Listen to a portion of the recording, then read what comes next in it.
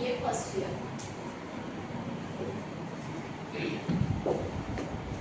So my topic is cyber security awareness. तो हमें यहाँ पे अवेयरनेस स्प्रेड करनी है साइबर सिक्योरिटी के लिए। तो first we know about what is cyber crime. जैसे कि सर ने बताया, हमें सिक्योरिटी से पहले क्राइम के बारे में जानना पड़ेगा ताकि हम सिक्योरिटी के बारे में जान सकेंगे। तो साइबर क्राइम होता क्या है? Cyber crime is a legal activity that involves using computer, networks और other digital devices to commit crimes.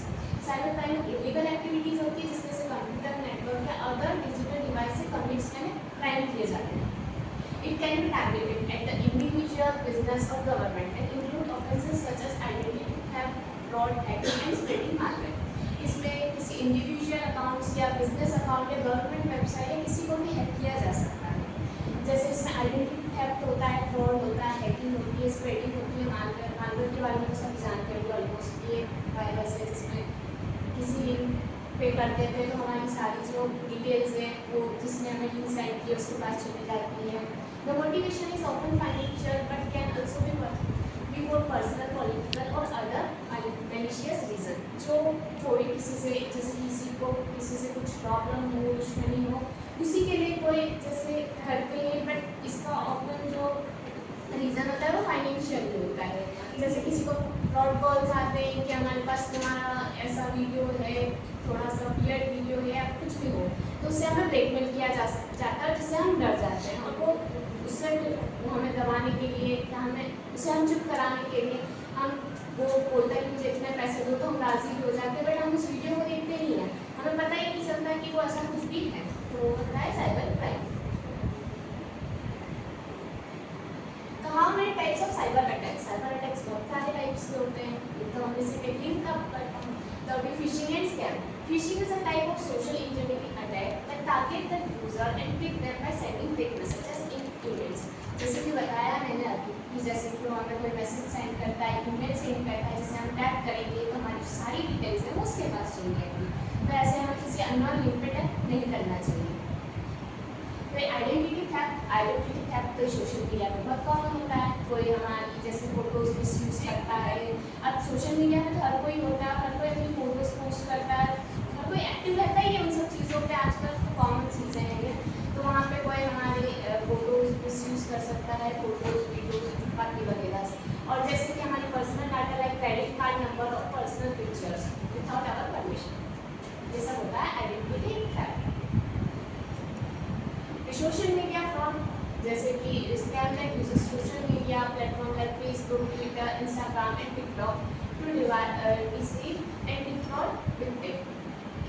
ऐसा जैसे कि सोशल मीडिया पे होता है, तो इसीलिए सोशल मीडिया पे हमें 2 फैक्टर ऑथेंटिकेशन ऑन करके रखना चाहिए, जिससे अगर कोई हमारी आईडी या हमारी कोई पर्सनल डिटेल्स जैसे हमारा अकाउंट को हैक करने का ट्राई कर रहा है, तो हमारे पास पहले ईमेल आएगा या OTP आएगा। अगर हम इसे परमिशन देंगे तभी वो हमारा अकाउंट लॉगिन कर सकता है, अदरवाइज वो नहीं कर सकता जब तक हम परमिशन नहीं देंगे उसे।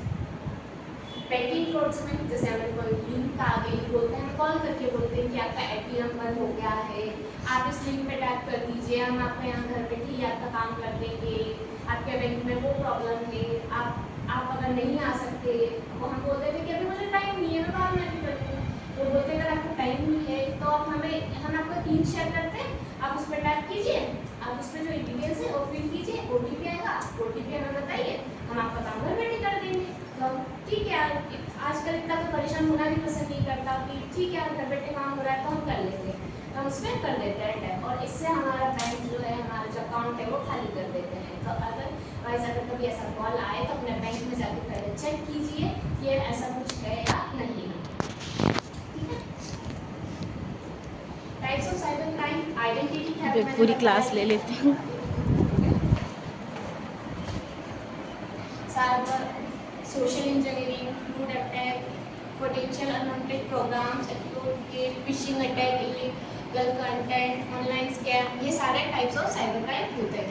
अभी तो मैंने आपको थोड़ी बताया है, बाकी बहुत सारे।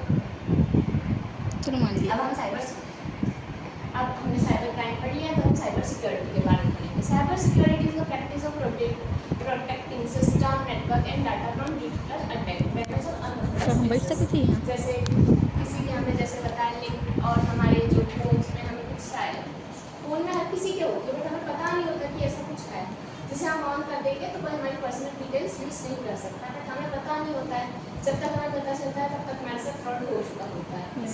तो हमें वो सारी चीज़ें बतानी होती है।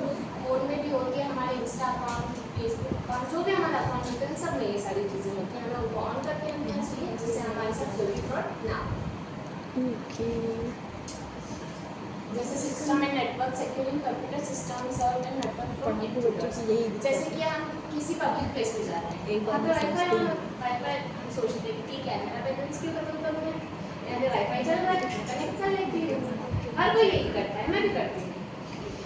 यहाँ पे कॉलेज के स्टूडेंट बहुत करते होंगे, ट्राई की कभी हो जाए कनेक्ट तो, बट ऐसा है कि हम वो कर लेते हैं कनेक्ट तो, बट जो हमारी डिटेल्स है ना, जो हमने कनेक्ट की ना, उसी टाइम उसके पास हमारी सारी डिटेल्स चली जाती है, हमें पता नहीं चलता। हमें तो लगता है हमने तो फ़ोन यूज़ कर लिया, हम आ गए फिर से, बट हमारी सारी डिटेल्स उनके पास चली आती है।